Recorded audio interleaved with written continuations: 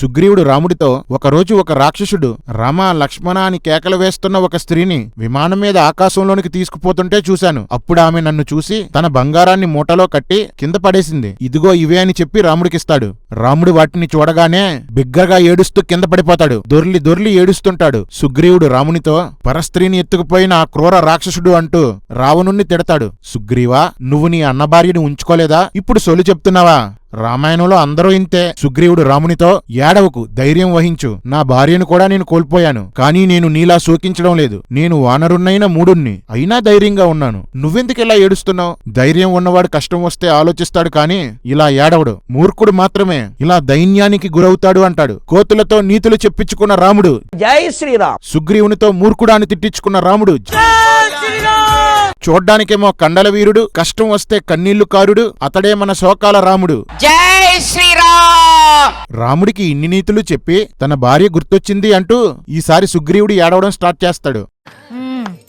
సరిపోయారు ఇద్దరును. భక్తాయలకు మొగుడొచ్చాడు.